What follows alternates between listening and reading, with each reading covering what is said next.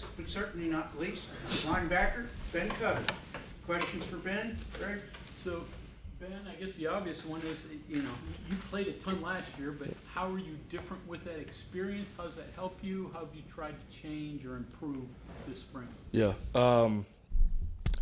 Going in raw as a freshman, playing that many snaps, you're going to find a lot about yourself and about your game. And I'm glad that it happened, though, because I got to step forward on what I need to fix. I made a lot of mistakes, but also did a lot of good things. The mistakes are the things I've been trying to focus on, this spring, doing spring ball. And I think one of the best things that I've been improving on is pass game. Just knowing route combinations, knowing where I need to be to affect the quarterback, how you can, bait him up a little bit and things like that. Just playing fast, playing comfortable. Angles to the ball. I missed some tackles last year because I'd take an angle and my hips would be turned out and, the running back's hips are still square to me and he cuts back and it just don't look good on film. So just little things like that. And those are things that you don't really notice until you have a lot of game experience because you make the mistake. When you make a mistake more than once, you realize it and you need to fix it. So that definitely helped me having all those reps last year. Coach Gooch talked about your pass coverage and the improvement there. Is that hard? I mean, high school you may not have been asked to do that a ton. So how much have you had to try to really focus on that this year? Yeah, that was huge coming in high school, we didn't do any really pass coverage. It was like if you see the offensive lineman look like he's pass blocking, drop to a hash or something. Like it wasn't even the hash. Like you didn't even yeah.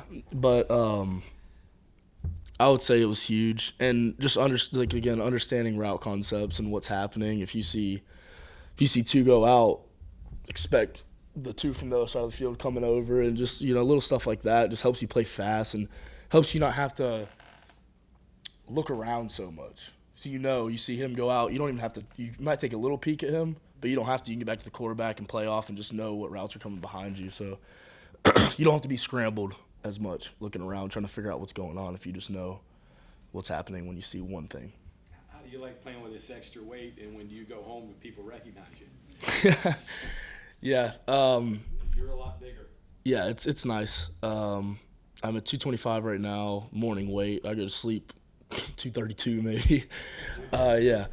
But carry that? You comfortable carrying that? Yeah, absolutely. I lose a lot of sleep lose a lot of weight in my sleep as well. So when I say I go to sleep at 2:30, I'll wake up 5 pounds lighter. It's crazy.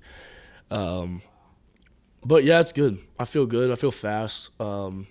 I ran some of my fastest combine times whenever we did our testing right before spring ball started, so I feel good. Comfortable, the size, more confident, run fits, taking on bigger guys? Yeah, absolutely. I think I'm a lot stronger now too, and understand better techniques of using my hands. And when a 315-pound guy's running at you, you got to know what you're doing. You can't place your hands wherever and expect to hold your gap leverage or be able to snag off of them. You got to have good hand leverage. If you have a tight end coming at you near foot, just little things like that help a lot. And then obviously the strength and weight just helps you be more explosive in that movement. At the end of the year, I know you took a ton of snaps, probably more than you anticipated. How were you at the end of the year? Beat down? What did you learn from having to do that? Yeah, I think I learned that you have to take care of your body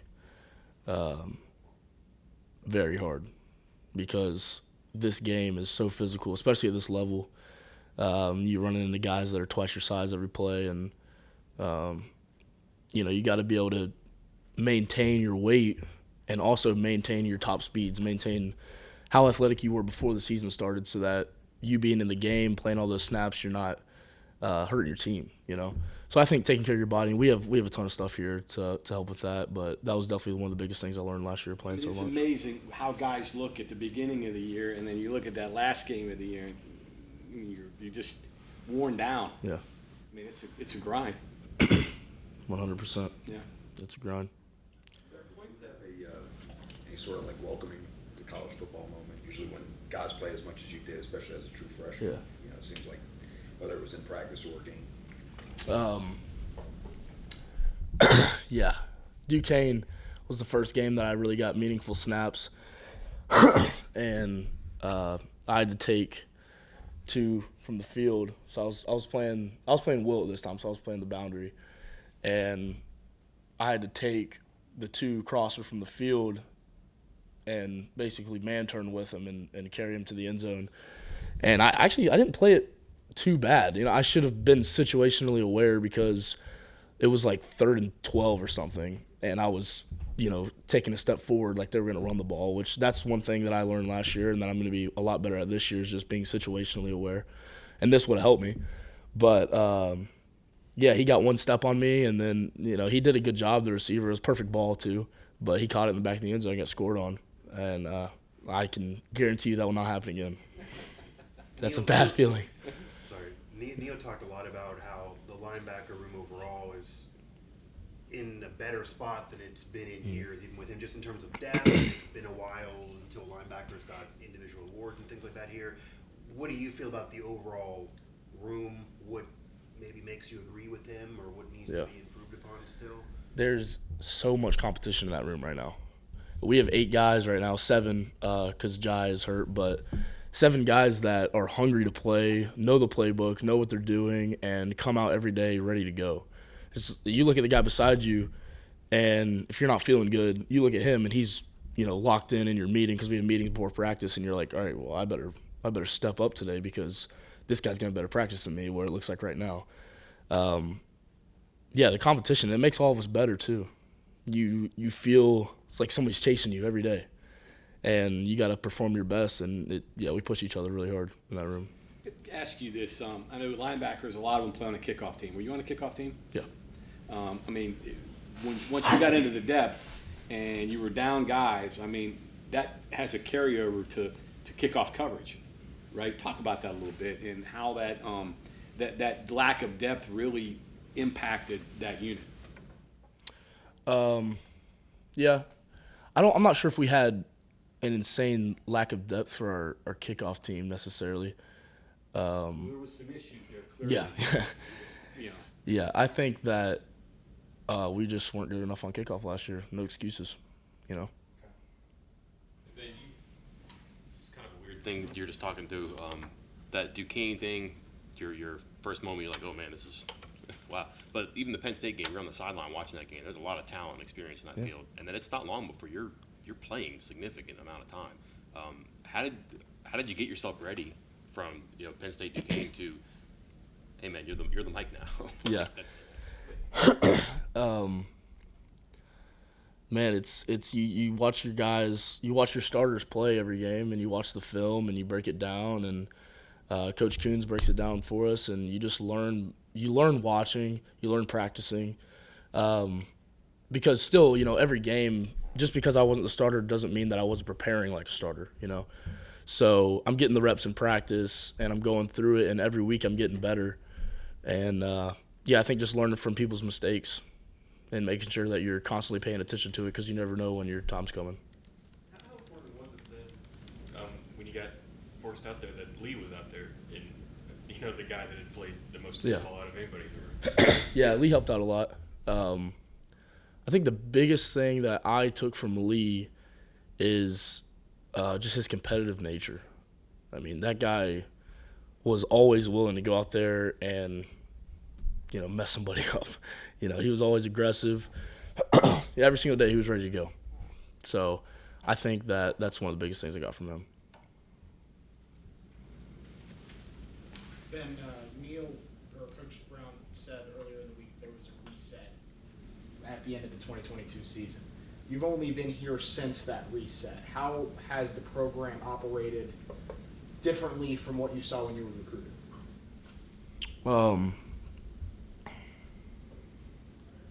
Yeah, I think it's hard to really know exactly what's going on when you're being recruited because I think one of the biggest things to be able to evaluate how a team is doing is to come in and see their leaders and how they're influencing everyone. Because if you have no leaders on a football team, you can have all the talent in the world, and you can have not a single leader, and you'll be the worst football team to be out there because no one's coming together. They're not working as a team. If you have a whole bunch of guys that are selfish on defense, jumping out of their gaps, not holding their leverage, not working stunts with other people trying to make plays, then your defense is going to fall apart. But, I'm not sure for the 2022. From what I've heard, that we didn't have a lot of leadership, but I can tell you right now, we have a lot of people stepping up, being vocal. The communication pre-snap is just amazing right now, to be honest with you. And if we keep having people step up like this, we're going to be really good next year. Curious, I think I read once that App State was after you. Did you have any tie-ins with Vic while he was there? Did you? No. No. I didn't. It's funny though. We kind of joke about it sometimes, and He probably was aware of your name on the recruiting board. yeah. He said he was. He said the first year that he was there, I was on their board. But I don't remember seeing him over there, talking to him. I think it'd be funny if we did have a relationship over there and we both ended up here. But yeah.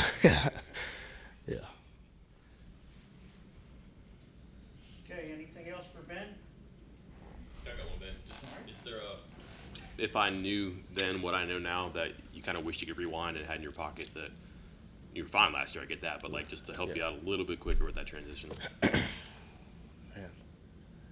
Just sounds like you learned a lot. I'm wondering what more you could have picked up last year. Yeah, there's so many things. If I had to go back to last year playing in games, I would have done a lot more film study to prepare for things, to understand what exactly an offense is trying to do.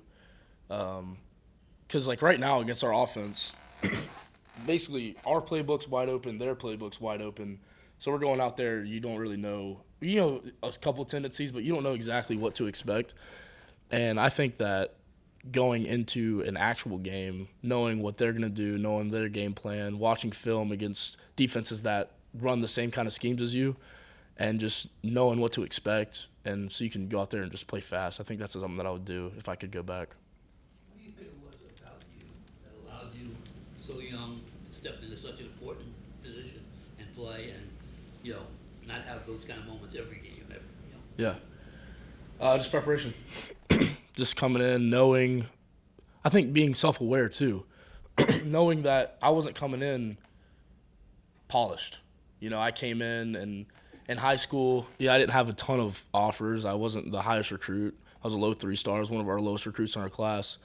And I had to chip on my shoulder because of that. And I can say that, I wasn't going to let anybody outwork me. I was going to let anybody, get an edge on me on the field. I was going to do all that I possibly could to be the best player I could be so that I could play early. So I think just having motivation every day, having intensity every day to come out and be the best version of myself because I was overlooked a little bit in high school. Surprise, the word that you moved up so fast in your mind, or wasn't a surprise to you? I wouldn't say it was an extremely fast move up. I had to grind it out. I was here last January is when I enrolled. So I went through spring ball, learned a lot of stuff during spring ball, and took that over to fall camp, kept learning, kept fixing things that I messed up before, and it all came together, and eventually I was ready to play. So I wouldn't say that it was just some fast, crazy process. It was a long time. Back to what you said before about learning, is it safe to say you went from just out there playing to now trying to be a player?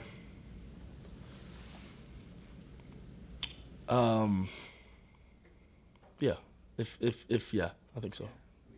Trying to figure out, okay, what are these guys doing instead of going out there, seeing what I'm supposed to do and trying to see the bigger picture? Yeah. Seeing definitely now trying to see the bigger picture was go out there and do my job, Right. Make sure I don't mess up, Right. And I think now I can play with a lot more confidence and be a player. Yeah. And what was the college game day atmosphere like? I mean, you played in the state championship in high school, but your first game's at Penn State. You had the Pitt game here a couple weeks later, which is obviously a big atmosphere. Anything that you looked around and go, wow, this is something? Yeah, it's not you can't even compare it to high school football. Even the state championship game, that's the basically peak of high school football, and it's not the same at all.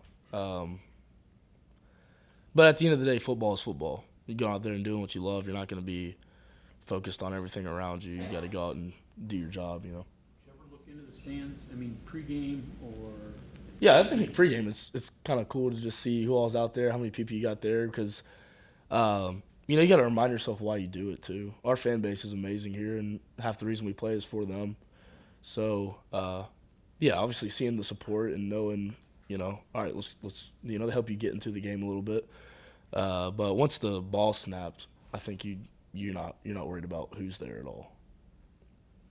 You know the correct words to Sweet Caroline, right? Yeah, absolutely. Okay, thank you very much. Thank you, guys.